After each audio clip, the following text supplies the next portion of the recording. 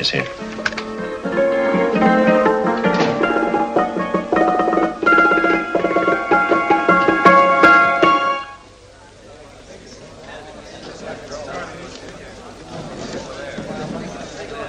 You gentlemen look like educated men of good taste.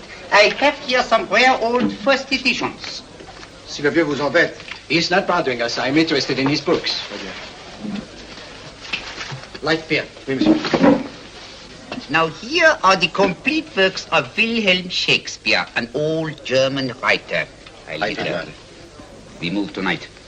Orders from Berlin. Dr. Tobel is to be across the border before dawn. But we have had orders not to break into his house, and he hides there. Hasn't been outside in weeks. The Führer wants no trouble with Switzerland at the moment. We must be very careful. If we can't break in, and he won't come out? When the Führer needs something as badly as he needs the Tobel bomb site, there is always a way. Dr. Tobel is interested in my scientific volumes. He's seen my forged Swiss papers, and he believes I come from Lucerne. No, gentlemen, the price is much too low. I could not possibly sell so rare a book for such a price. I will induce Dr. Tobel to come on a visit to my shop as we pass the alleyway. You are interested in this book? A rare old set of Bismarck papers. One last warning. I've just had word from Berlin. The English Schweinhunter will try to take Dr. Tobel from under our very eyes. They are sending a stupid, bungling amateur detective. His name is Holmes, or some such foolishness. He will never escape from Switzerland alive. Now, quick. Have me thrown out of here. And watch for my signal from Dr. Tobel's window. But, gentlemen, you promised to buy one of my books. I told you no. Stop bothering us. They are not so great prices. Allez, vieux, sors d'ici, c'est l'étudiant. Faut pas embêter les clients. Prends-les. Prends ton chapeau. Je crois pour mes livres. Prends les hautes parts. C'est un cap. Je ne veux pas aller à car. Allez, sors d'ici. Reviens plus, hein. En fait, les clients, mais c'est le plein. Cochon. French. English. Oh, I hate those languages. Calm yourself, my dear Brown. In a short time, there will be only one language.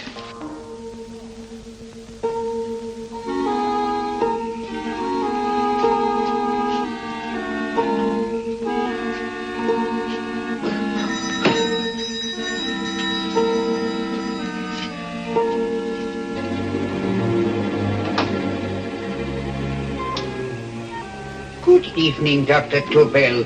I have here some very interesting scientific books. I thought you might like to see them. Please come in. He's entering the house. Quickly, get the car and have the motor running. I will follow. Herr X will have the Tobel bomb site at the Führer while this Holmes is still having his tea.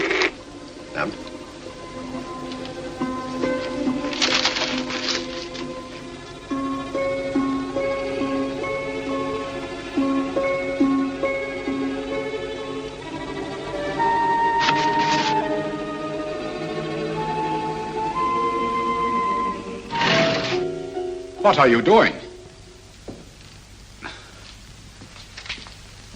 I am sorry, but for months every move I have made has been watched. I am not a coward, Mr. Holmes. They won't watch you anymore. Tonight they intend to take you forcibly across the German border. Then why do we wait here, doing nothing, like rats in a trap? Calm yourself, my dear Dr. Tobel. We shall not only escape their trap, but we shall also take the cheese away with us. But how? The 4 sections of your bomb sight fit inside these ponderous tomes. Although I must confess that I shied at the thought of disemboweling a complete set of Charles Dickens. But you cannot hide me in a hollow book. My dear fellow, I'm sorry that my good friend Dr. Watson isn't here to explain to you that my preparations are never slipshod. Stefan! Eric! Why do you call my servants? Your servants, yes, but tonight they assume new roles. Let me present Dr. Tobel and our old friend, the bookseller. Holmes, it is so simple. Yes, the obvious always appears simple. Quick now, we must leave. Stefan, the knapsack.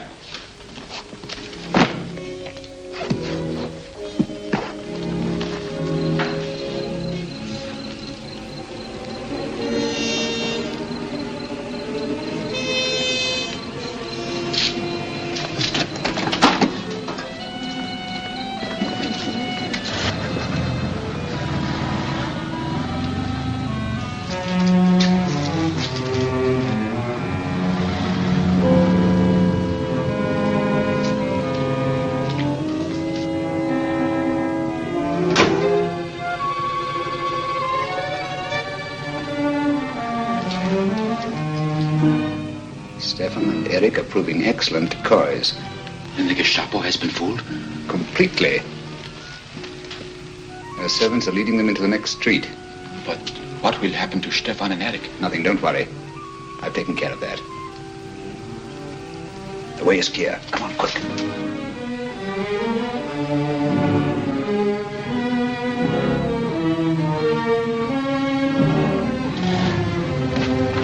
You would take the Nazis' own car. One must adapt oneself to the tools at hand.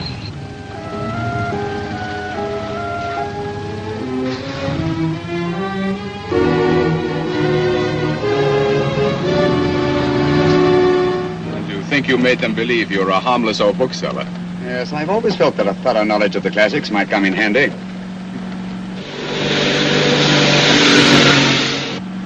But how can we get across the border and through France?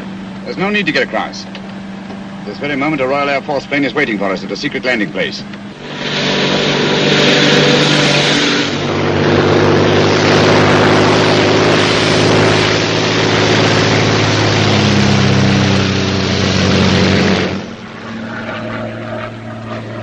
How long before we arrive in London? In a very few minutes. We're passing over Dover now. Thank you.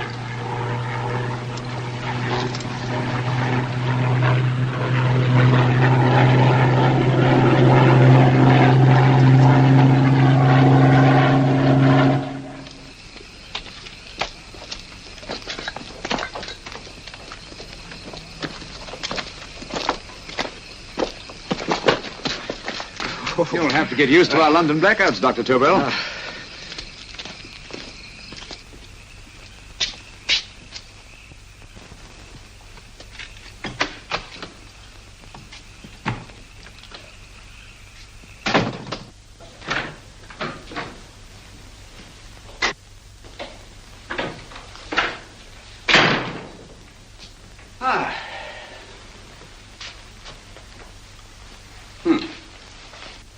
Dr. Watson's. Very untidy fellow. What are we going to do with these? A problem of the most elementary nature, my dear Dr. Tobel.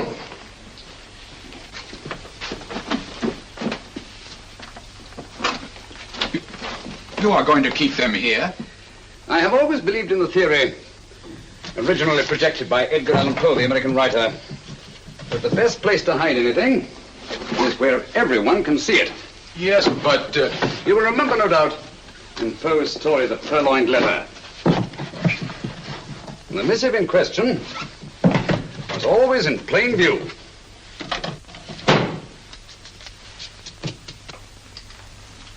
Hands up, gentlemen.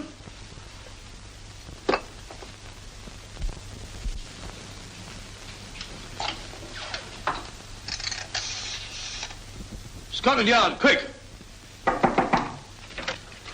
Oh, my goodness. Good evening, Mrs. Hudson. Oh, why, it's Mr. Holmes. Holmes. Hello, Watson, old fellow. It's good to see you again. Telephone. Huh? Who do you want? Oh, yes, you're Scotland Yard. I'm afraid there's been a little mistake. Well, you needn't get angry. We all make mistakes at times. What? Well, if we didn't, you'd be out of a job. Dr. Tobel, this is my friend and associate, and as you may have observed, my watchdog, Dr. Watson. How do you do, sir? How do you do? Dr. Tobel and I flew in from Zurich this evening. You can put that thing away now, Watson. Dr. Tobel, awarded the Massingham Quest for physics in 1939. My dear Watson, there is only one Dr. Tobel. Without Mr. Holmes, there would have been no Dr. Tobel, I am afraid. But I thought you were living in America, sir. I have been working in Switzerland for the past 2 years. And Holmes got you out? In the nick of time. There was not a point he overlooked. Every contingency was foreseen and provided for. It was magnificent. Thank you, Doctor. The problem is not without its interesting points. Is there anything you would like, Mr. Holmes? Oh, thank you, Mrs. Hudson. You can go to bed now. You gave me an awful fright dressed up like that. Well, good night, sir. He's quite right. You can't blame me for jumping to the conclusion that I did. He looked like a broken-down musician. Holmes, why didn't you take your fiddle with you? I never did think much of this dressing-up business. It was necessary, I assure you. The Gestapo was close on our heels. Really? This is Sherlock Holmes. I want to speak to Sir Reginald Bailey, please. Reginald Bailey? Is that the fellow who played Rugger for Blackheath? Yes, Watson. Oh. Hello, Sir Reginald. Holmes speaking. Yes, from Baker Street. I have Dr. Tobel with me. Oh, thank you. Very well, then. I'll meet you in half an hour. There must be no delay. I'll arrange with Sir Reginald to have the test tomorrow morning.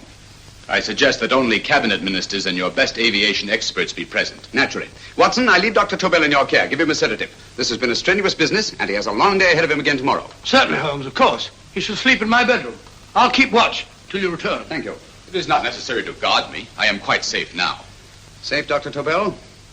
I shouldn't count on it for a second. But, Mr. A Holmes... great deal may depend on your safety. And the enemy understands that just as well as we do. Good night.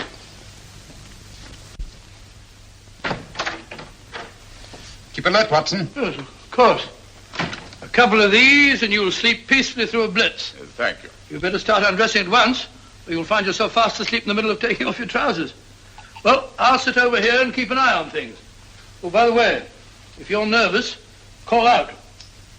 Good night, Doctor. Good night, Doctor. Both saying the same thing at the same time. Good night, Doctor. Good night, Doctor. That's it. Untidy fellow, Holmes.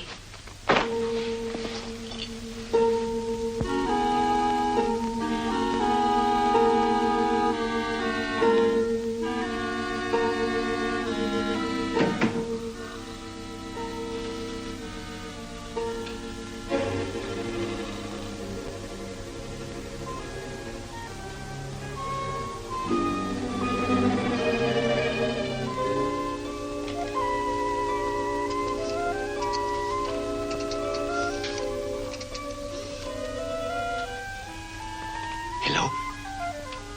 Yes, I just arrived about an hour ago. It is most important that I see you at once. No, I cannot explain. It is now 5 minutes past midnight. I leave at once.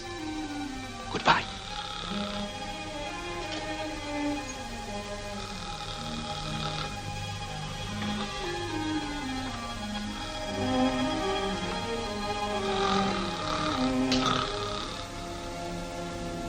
Holmes, I don't have to tell you how much this means to us.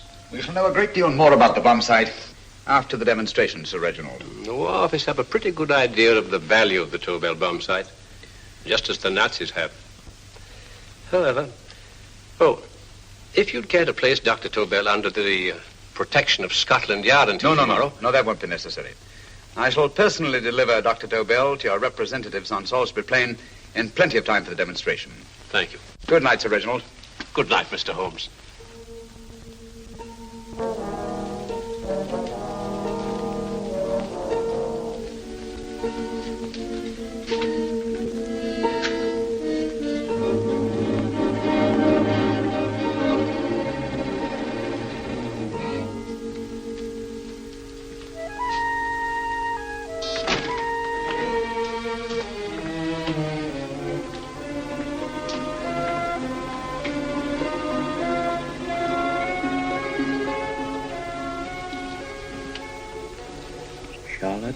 Averley, flat B.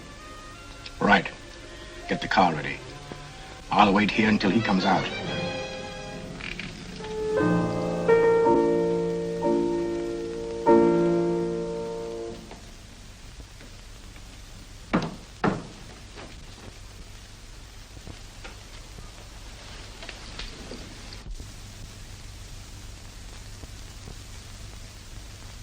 Is that what the Americans call doodling?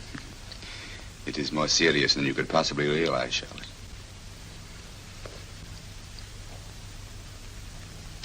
Good. More coffee? No, thank you, darling. I must get back before they miss me. We've been separated for so long. I couldn't bear it if anything should part us again. I want to work with you, and I want to know every minute where you are. Even for you to know the details of my mission in London is to sign your death warrant. If you're in real danger, I want to share it. There is one thing you can do. Guard this envelope. If anything happens to me, see that it reaches the hands of Mr. Sherlock Holmes. Mr. Sherlock Holmes? Yes. I pray I never have to deliver it.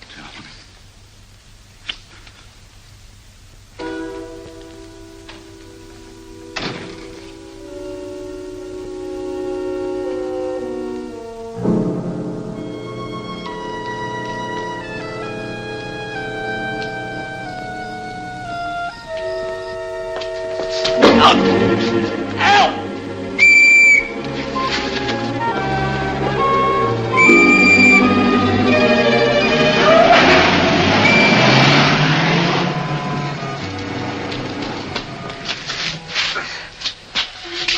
He got away. Are you all right, sir? I think so.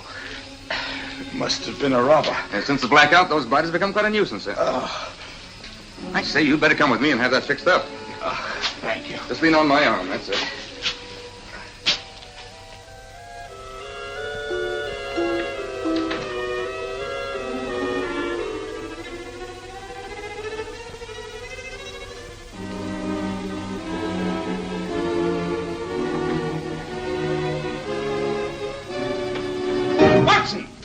Watson, wake up! Huh? Where's Tobel? He's in there. No, he isn't. He's gone. That's impossible. He's asleep in my bed. I've been here all the time. If anything's happened to him... Tobel! All right? It is nothing. Yeah, sit down here. Let's have a look.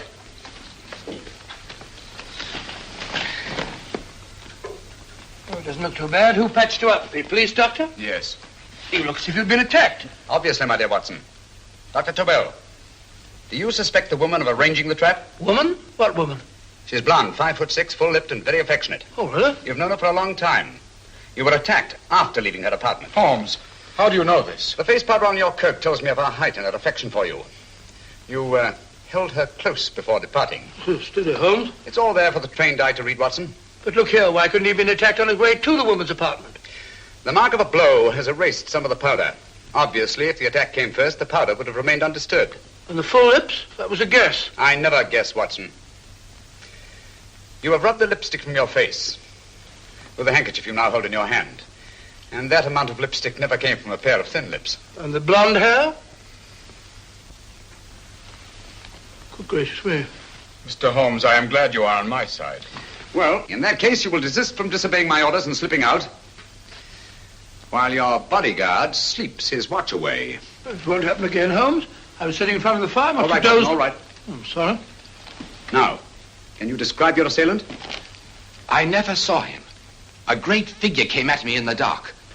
I felt a stunning blow on my head, and instantly fingers were at my throat. But you must have noticed something about him. Think, man.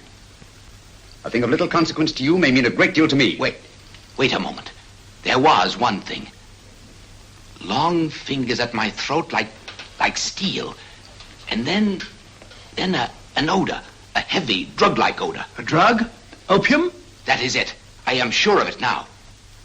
Well, I suggest we get the remains of a good night's sleep. Remember, the test takes place tomorrow morning on Salisbury Plain.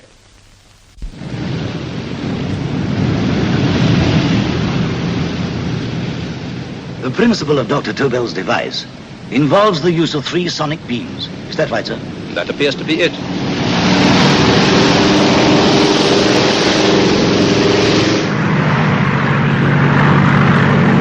There he is.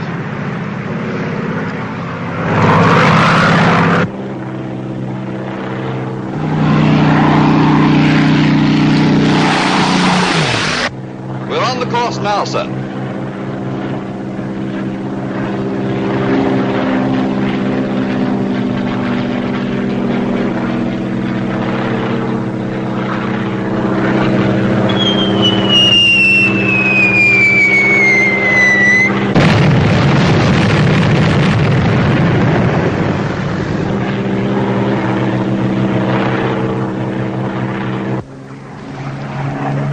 Well, gentlemen, that load would sink any ship in the world.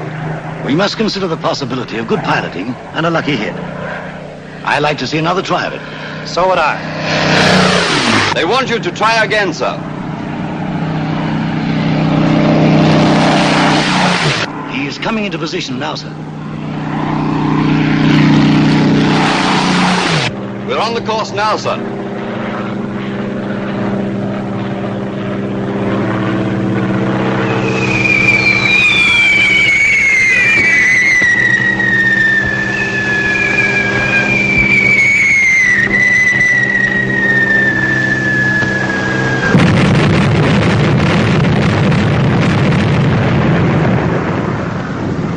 Well, gentlemen, How do you like the bomb site now? Marvelous. We'll revolutionize aerial bombardment. Inspector Lestrade. Yes, Sir Reginald? I hope Scotland Yard is taking every precaution to guard Dr. Tobel and his equipment. 2 plainclothes men ride with him in his car, sir, and 4 others follow in another one, sir. Good. He's coming to my office in Whitehall as soon as he lands. Shall we start, gentlemen? Yes.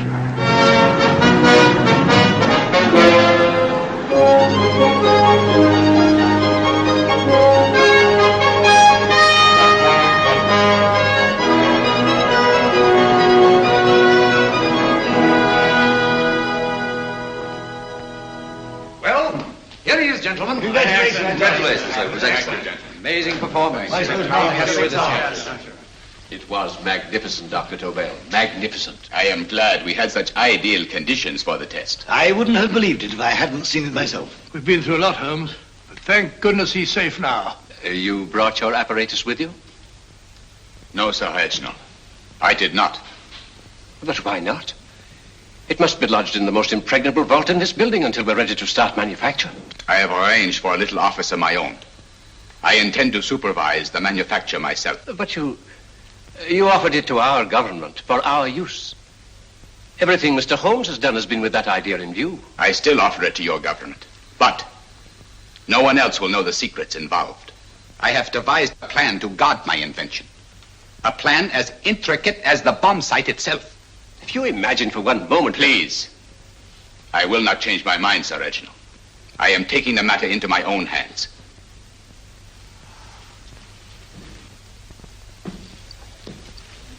Just what do you propose to do, Dr. Tobel? I am sorry. I cannot reveal the details of my plan for the present. Do you think that's wise? I regret, gentlemen, I cannot change my decision.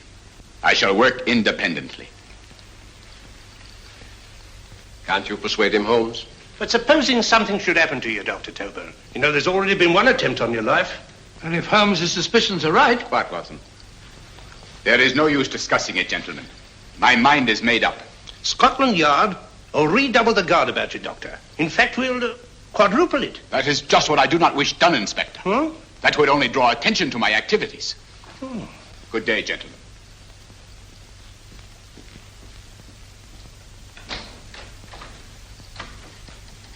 Just the same, I'll have my men watching him every moment from now on. No, wait, Lestrade. We must not offend Dr. Tobel. We must remember that he, as a citizen of Switzerland, is under no obligation to give us his invention. We must do as he asks. Don't you agree, Holmes? To be sure, Sir Reginald. I'm not officially connected with the government, and I intend to remain on the case. Good. That is, if Inspector Lestrade doesn't mind. Not at all, Mr. Holmes. We're always glad to have you hanging around. Thank you. You can put those away now, Lestrade.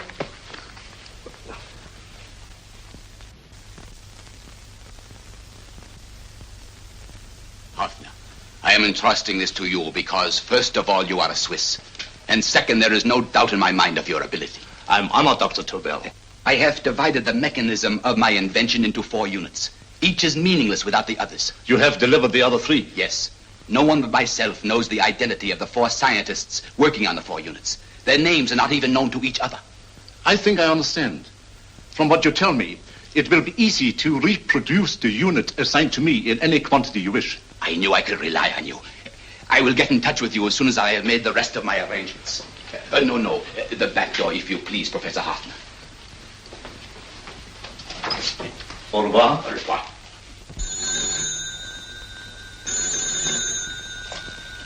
Hello? Yes, Lestrade? Oh. Very well. What is it, Holmes? Just as I feared. Lestrade's men report that Tobel is missing. Missing?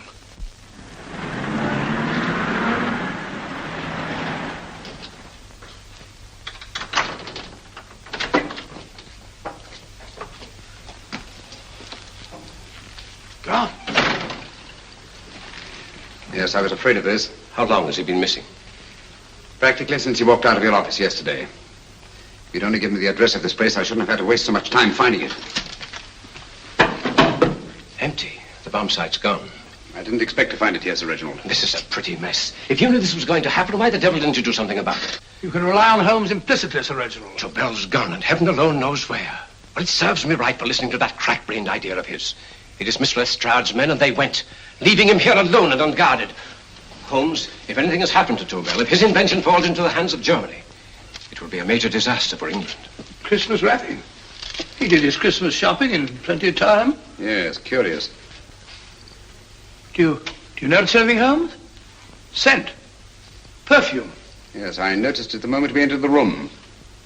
Claire de Lune. One of the rarer essences and very expensive. That woman again. Undoubtedly.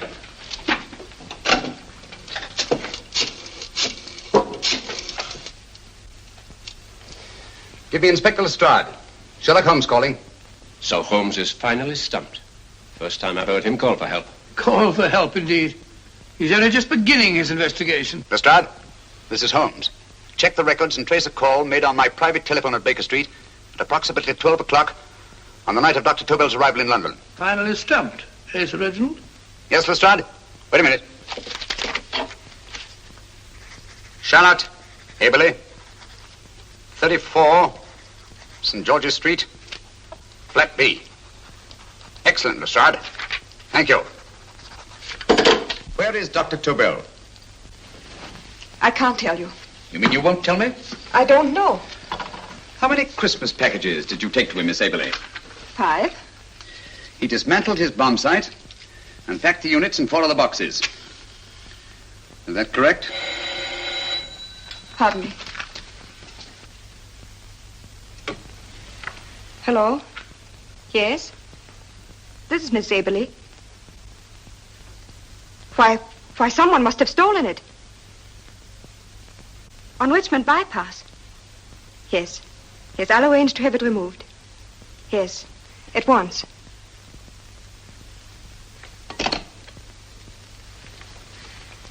Now I can be frank with you, Mr. Holmes. Dr. Tobel has disappeared. They found my car on Richmond Bypass, wrecked. I loaned it to him last night. For what purpose, Miss Aberley? He wouldn't tell me. But he said that if anything should happen to him, I was to give you this. Holmes? Then he must have expected something. Yes. This envelope has been opened and resealed. Oh, but that isn't possible. It hasn't been out of my hands.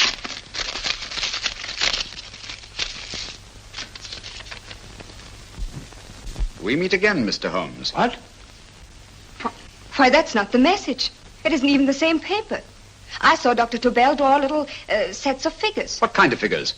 Well, they looked like little dancing men. Dancing men? That's curious. Who's been in this apartment since Dr. Tobel entrusted that envelope to your care? Why, no one. I've had no visitors. Think. Possibly a tradesman. No.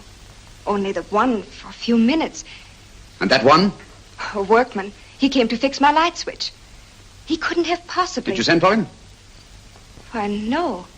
My lights went out, and soon afterwards he knocked at my door and told me the porter had sent him up. That's where he worked. But he wasn't alone in this room more than 5 minutes. And he did fix the lights. They went on again. The switch hasn't been touched. The paint still covers the screw heads. He simply threw the main switch in the basement, pretended to work on this one, and after a few moments, an accomplice threw the main switch back on. But in those few minutes... Did you get a look at his face? No, only a glance. Now I realize he kept his face averted. But he was a large man. Yes, he was large. His eyes heavy-lidded. A thin film over the pupils. Van Holmes, you If really I remember now, his eyes, they were like a snake's. Miss Aberley, Dr. Tobel is being held by one of the most brilliant men in the history of crime. Come along, Watson. There isn't a moment to lose. Goodbye, Miss Aberley. Oh, goodbye, Miss Aberley. I don't see why I'm not allowed to go with you. You have your own mission, Watson. Yes, to take a sealed note to Inspector Lestrade while you search Soho. I shall not be searching for him.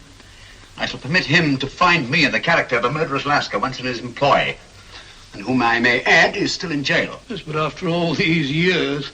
Make no mistake, Watson. This is not a duel of intellects with a cruel but single-minded Gestapo killer. This is our greatest problem, with England as the stake, and our antagonist, Professor Moriarty. We've got to beat him. Once he's behind bars, I think I shall entitle my memoirs of these adventures, The End of Moriarty. An excellent title, Watson. But, we must arrange that it isn't Moriarty who's left to write the memoirs. Huh?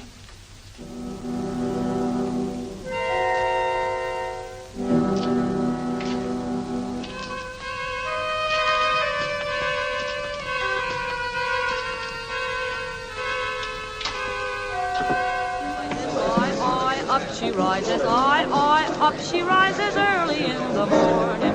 I, up she rises, I, up she rises, I, up she rises early in the morning. I, up she rises, I, up she rises, I, up she rises early in the morning. I, up she rises, I, up she rises.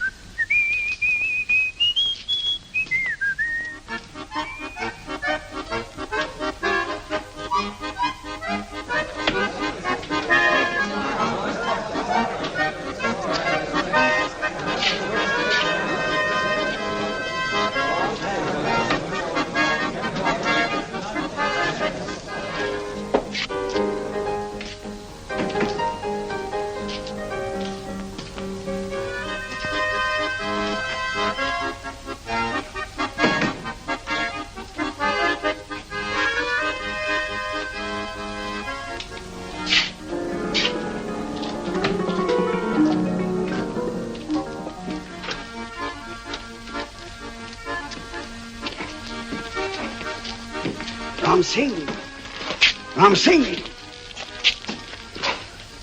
Oh, no, Ram Singh. I do. You blooming wharf rat. Been in jail, ain't you? How you know? I heard from the blighter what left you to swing instead of him. You know what I mean, matey. I know. I'll have to kill him. Would it be worth £10 to you? You know where he lives? For £10, I know. Only got 2. Goodbye, matey. 5. £10 on nothing, you lying heathen. You dirty thief. Well, that ain't so much to ask for what you want to know. You'll make good bargain.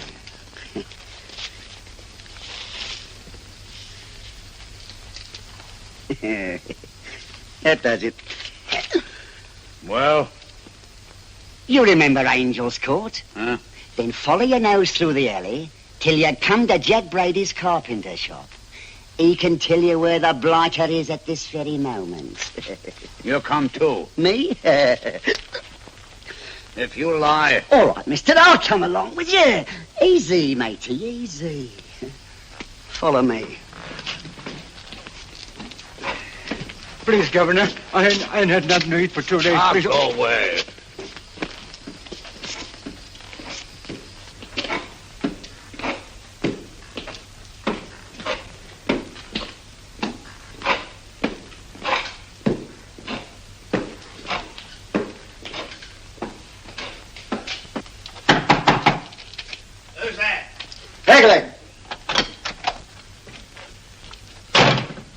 Who's this bloke?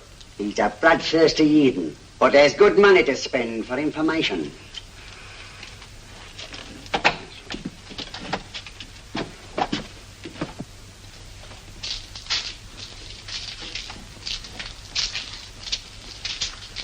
What's he want to know? He give me £5 to bring him to someone what could tell him the whereabouts of you know who. You not tell me I cut 2 throat. Cost you another £5. £5 more, eh? You pay him. Me? Come on, you. Come on, pay him. Right.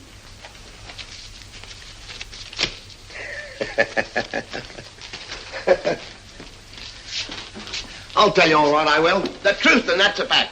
The blighters in Davy Jones's locker are feeding the fishes, he is. Deader than a blinking mackerel. Now, ain't that worth a £5?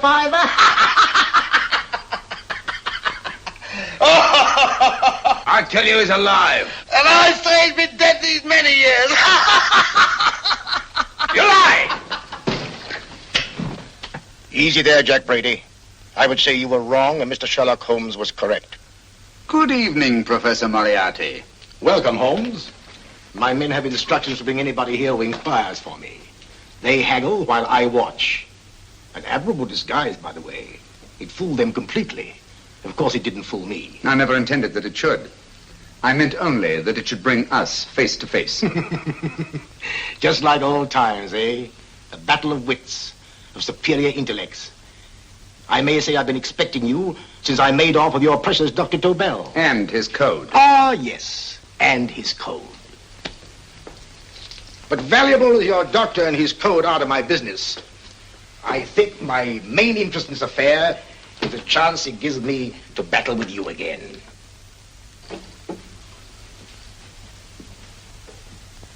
Moriarty, this is no simple crime that you contemplate. It's a staggering blow against your own country. That doesn't concern me overly. I shall make greater profit from this affair than all my other adventures put together.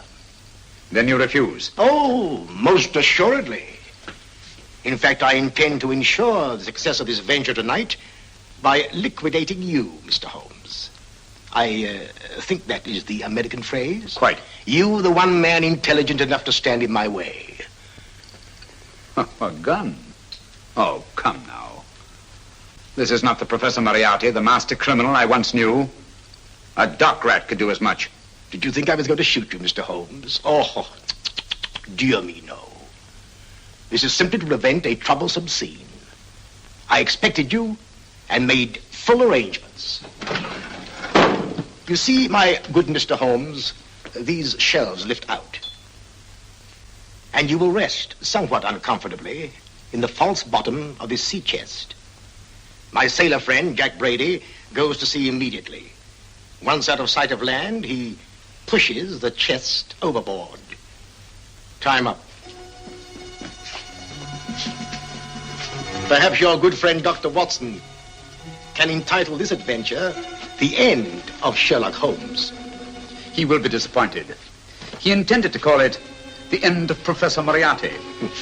Hurry. Awesome.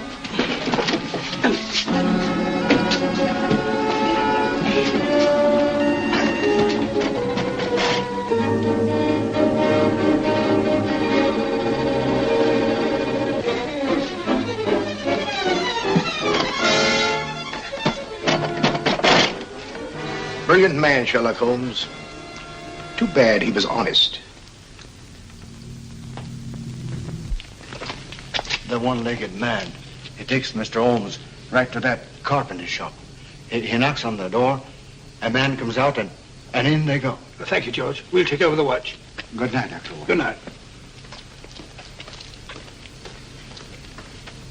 What does Mr. Holmes hope to accomplish by this masquerade? He hopes to frighten Moriarty into rushing Tobel into another hiding place. Moriarty's dead, I tell you.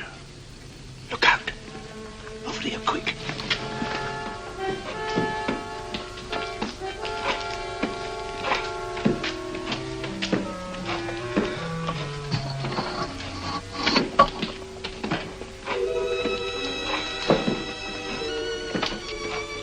Hey, just a minute. Who's that? What do you got there? Who's asking? Scotland Yard? Half a mo, Governor. I'll show you me papers.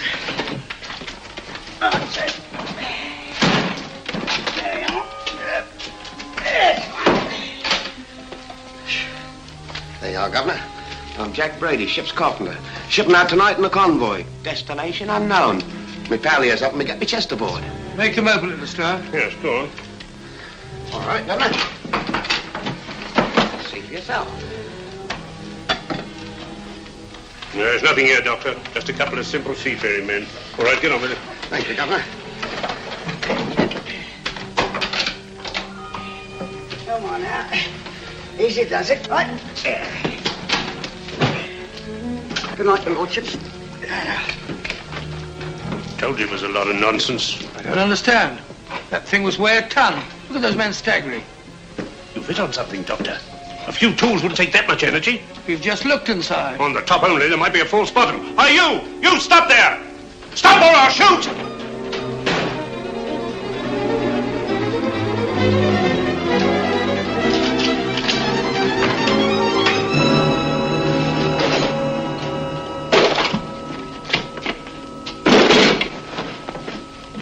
Great Scott, Holmes! Well, I'll be blowed.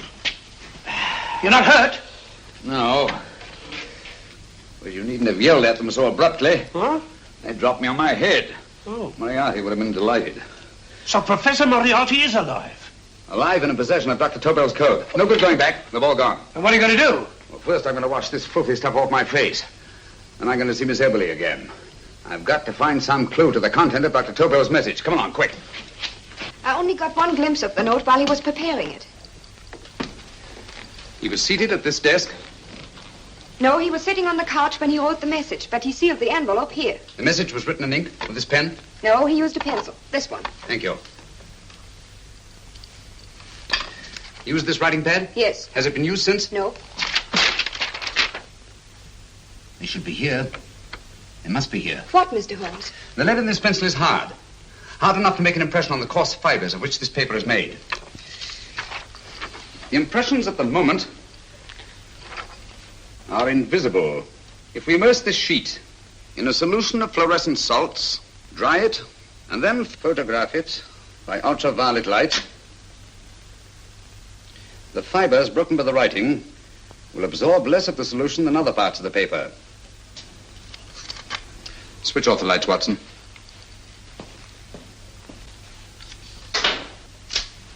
We place the slide in the projector and turn on the light. The broken fibers appear darker than the rest of the paper and are therefore visible. Splendid, Holmes. Now I recognize that code. Do you remember a case we had some years ago? It's probably the same, alphabet substitution code. Yes, Watson. I believe Dr. Tobel meant to communicate with us by that means. Substitution of the alphabet? I don't understand. My dear, one of the oldest codes in use is based on the repetition of figures. E is the letter most used in the British language. Therefore, the figure most used, probably, in this message is E. T, A, O, I, and N follow in that order of frequency. You mean you can read these figures as if they were letters of the alphabet? Elementary, my dear Miss Eberly. Give me 1 minute, and you shall have the message. And what is the message, Watson? This fellow Tobel must have been pulling our legs. It's a lot of gibberish. I-Y-Z-L-M-T-H-K. Reads like an eye doctor's chart. Dr. Tobel is a brilliant scientist. I saw immediately that he wouldn't send us a message so simple to decipher.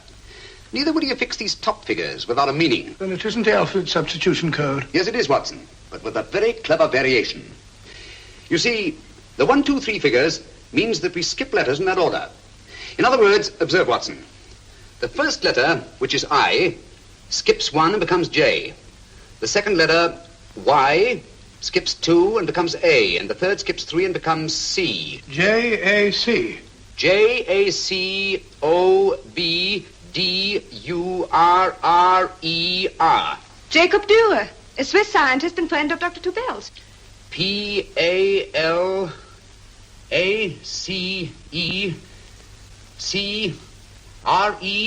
Paris Crescent.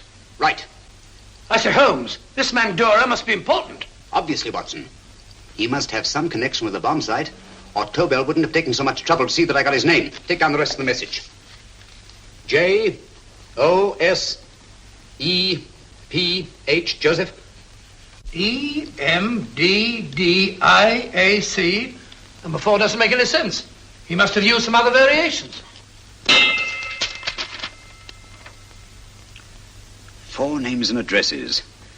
Jacob Dürer, Professor Farrell, Dr. Kern, and this 4th infernal cipher which doesn't fit the code. Christmas boxes. Watson, I'm beginning to see the plan. Dr. Tobel divided his bomb site into 4 parts, just as we brought it back from Switzerland. He's given one section of the mechanism to each of these famous scientists. What a fascinating plan. You see, each part is useless without the other 3, and undoubtedly, none of these scientists is known to each other. Professor Moriarty also has the code, and we must allow for his ability to decipher it. We haven't time to break the 4th code now. We must get to the first 3 men before Moriarty does. Paris Crescent first? Right. I'll go and get a taxi. Miss Eberly, will you please wait here till we return? Thank you.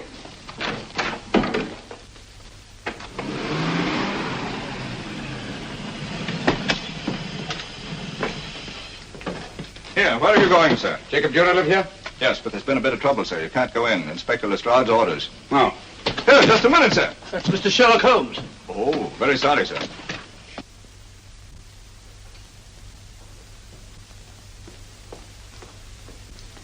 Dead? Dead as a doornail.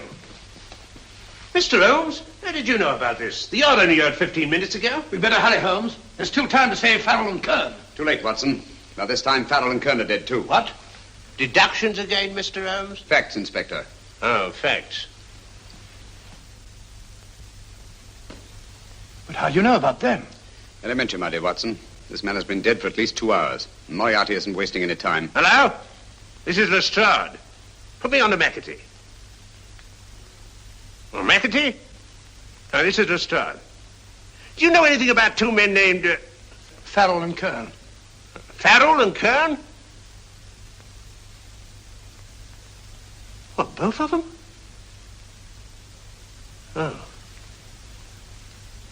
Thank you. Report only came in 2 seconds before I telephoned. What on earth are we going to do, Holmes? Moriarty's got a big start and he's got the code. Note this, Watson. Scotland Yard reports 2 murders. That makes 3 in all. But there were 4 boxes and 4 codes. Obviously, Moriarty hasn't broken the 4th code either.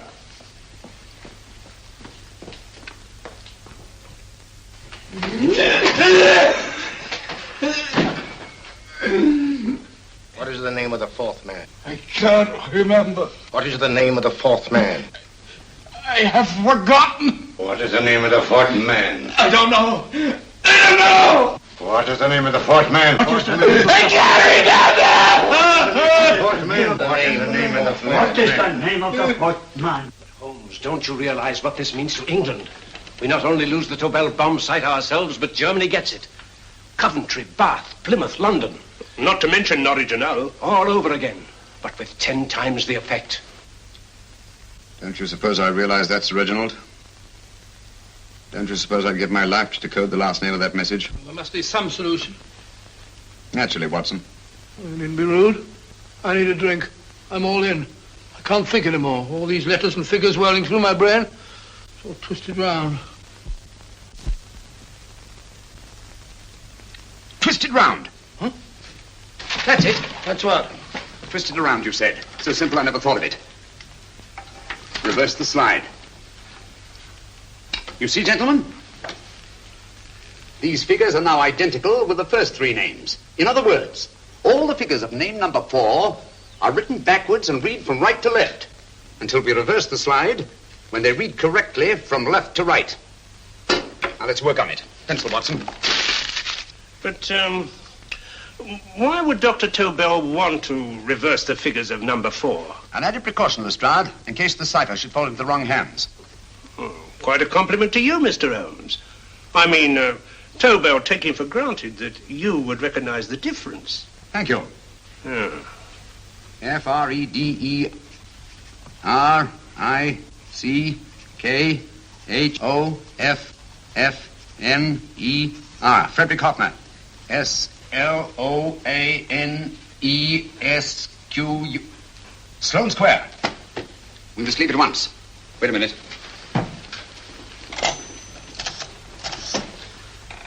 Information? Will you please give me the address of a Frederick Hoffner in Sloane Square? I'll break this code. I'll find the name of that 4th man before Holmes does. There is not much more time. The submarine is to pick us up off Sheerness in 6 hours. I've beaten Holmes so far. We'll meet your confounded submarine with the bomb site intact. But Tobel is unconscious again. As last resort, we could abandon the code and take Tobel to Germany. You try Tobel again in here. Wait. Spilling that glass of water was a very fortunate accident, my dear street brawler. Dr. Tobel's perversion of the cipher was so simple that it fooled us. I was looking for something ingenious. This is ingenious. He simply reversed the cipher. F-R-E-D-E-R-I-C-K-H-O-F-F-N-E-R-S-L-O-A-N-E. Frederick Hoffner, Sloane Square. Of course. Hoffner would be the perfect selection. Then you want us to attend to Hoffner? No, we can use Hoffner. He's a brilliant scientist. If Dr. Tobel doesn't recover from your persuasion, Hoffner will be able to put the 4 parts together. You and Godfrey will call on Hoffner, and you will bring him here with the 4th section of the bomb site. Hurry.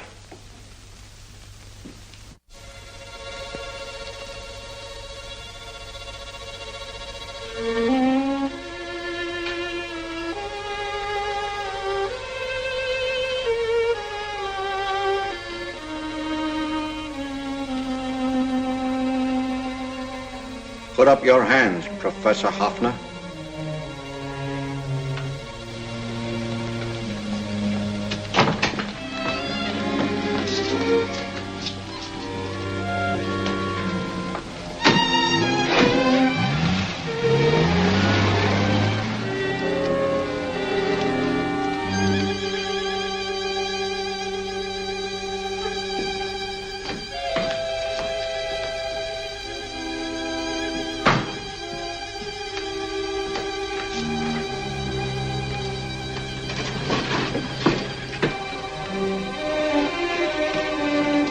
I'll take the box.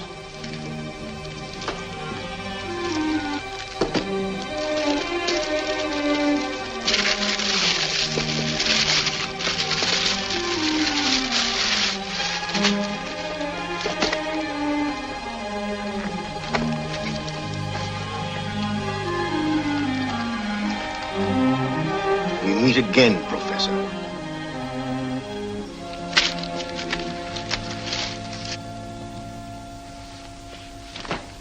Sherlock Holmes. An improvement on the other makeup. Don't you think so, Professor? So you think you've beaten me, Holmes? I have. The real Hoffner is safely in the hands of Scotland Yard. But I still have Tobel. Now I shall sell Germany the inventor instead of the invention. You've learned nothing from him in spite of all your torture. Otherwise you wouldn't be trying so desperately to collect the 4 sections of the bomb site. A keen observation, my dear Holmes. But observe further that you are now in my hands, and I have profited by my last mistake of allowing underlings to attend to you. Holmes took my place, and while the Nazis were inside with him, he instructed me to attach a small apparatus underneath their car. He's a brilliant fellow, Holmes. I helped him prepare the apparatus. Did you really, Doctor? That is, I poured in the luminous paint when you told me to. Very clever, Dr. Watson. The apparatus drips at regular intervals, leaving a trail of luminous paint. I see, leading us to Moriarty and Mr. Holmes.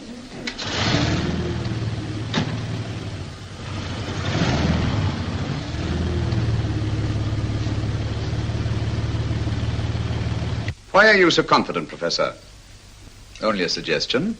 But how do you know that Scotland Yard isn't waiting to break in at this very moment? I selected this address with special care.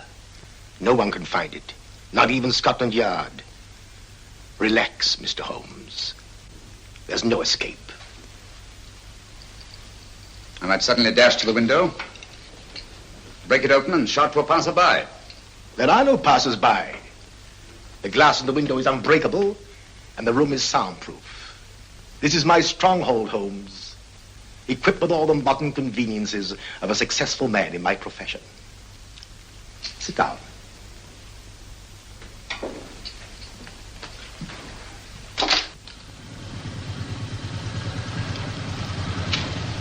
They faded out again, sir.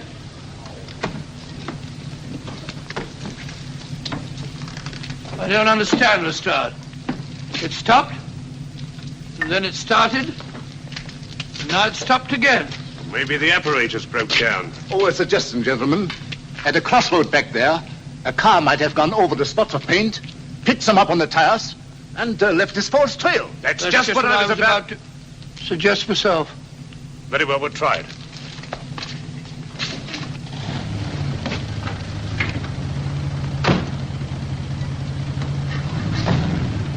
Now, Holmes, what should it be? The gas chamber, the cup of hemlock, or just a simple bullet through your brain? You disappoint me, Professor. Indeed? Yes.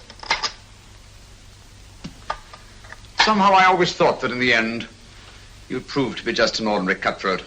You know me better, Holmes. Gas, poison, bullets. I assure you, Professor, were our positions reversed, I should have something more colorful, more imaginative to offer. I'm satisfied to be the winner. I shall be alive. Alive, yes. The winner, no. For in the last analysis, I shall have proved the more resourceful man. You didn't trap me here. I came here because I wanted to prevent your getting Hoffner. And all you can do in return is to commit ordinary murder, to relieve your sense of frustration. And what, my good Mr. Holmes, could you have conceived that would have been so much more colorful? Well, even offhand. I can improve upon your suggestions considerably, but that's only natural, of course. And what is this brilliant idea of yours? You know that a man dies if he loses 5 pints of blood? Yes, of course you do. I should have you placed on an operating table. Inject a needle into your veins and slowly draw off your life's blood. The needle to the last. Eh, Holmes? Slowly, drop by drop, the blood would be drawn from your body. You would be aware of every exquisite second to the very end. You would be watching yourself die scientifically, noting every reaction, and in full possession of your faculties. Interesting. Yes, isn't it? I humbly submit, Professor, that to the very end, I've been more resourceful than yourself. You've played into my hands, Mr. Sherlock Holmes. Time and again I've used this place as a haven for friends of mine, injured in altercations with Scotland Yard. I have a fully equipped hospital here.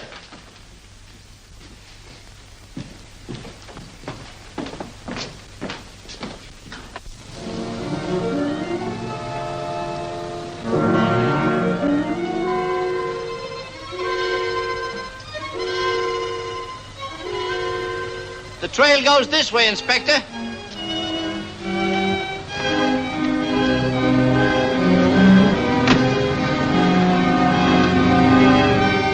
Drop by drop, Holmes. Drop by drop.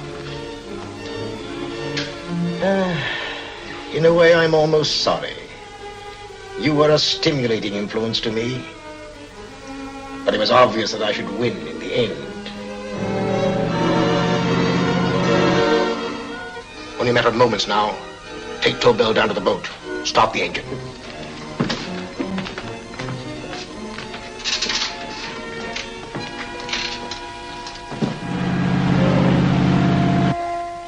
Closer to the end, Holmes.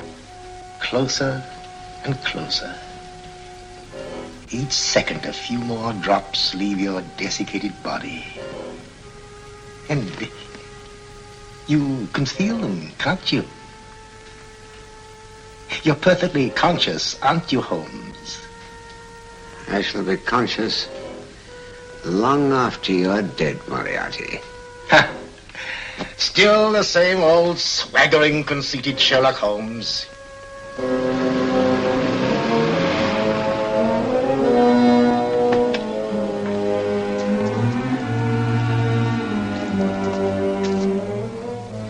Wait.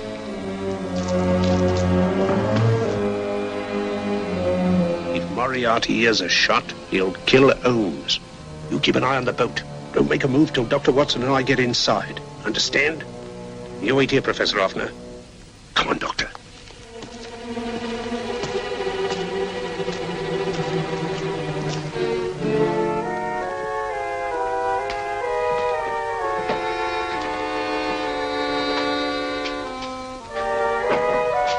The water's this way. Moriarty's rooms must be up here.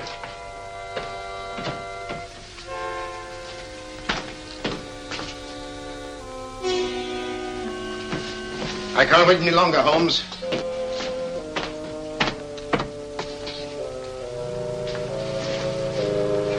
You'll have to forgive the crudity, my friend. This is only the coup de grace. Stand still, Moriarty, you're done for. Holmes! On the contrary, Inspector, my men are outside. It's you who are done for. Really? Just take a look out the window and see for yourself.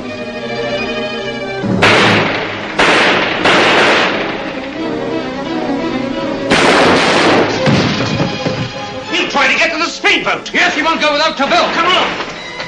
Wait!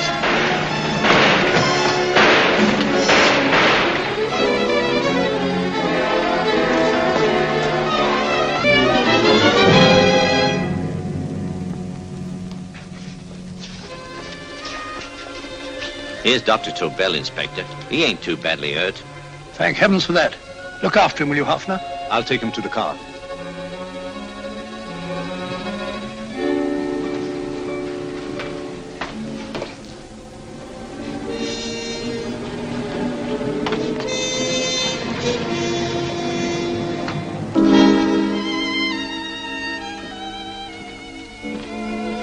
I expected you, but not with my revolver.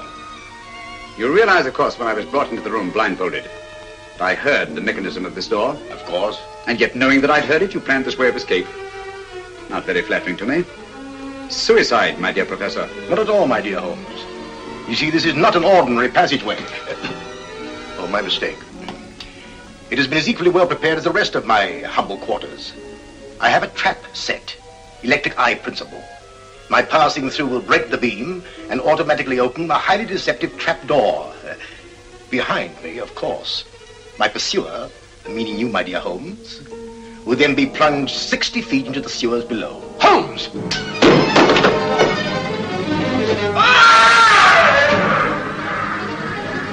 Holmes! Poor Moriarty. I neglected to warn him. It seems some careless person came across his trap door and left it open. Come along, Watson.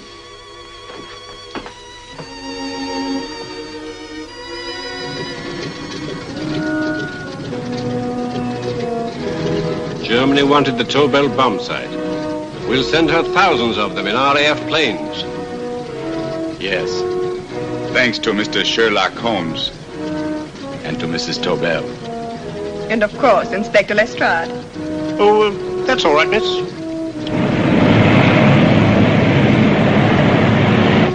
Things are looking up, Holmes. This little island's still on the map. Yes. This fortress, built by nature for herself. This blessed plot. This earth, this realm. This England.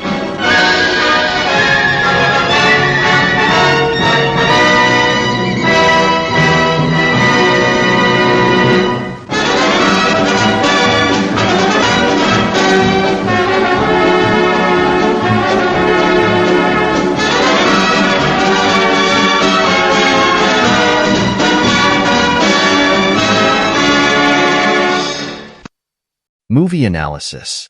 Sherlock Holmes and the Secret Weapon effectively marries the timeless appeal of Arthur Conan Doyle's detective stories with the urgency and intrigue of a World War II setting.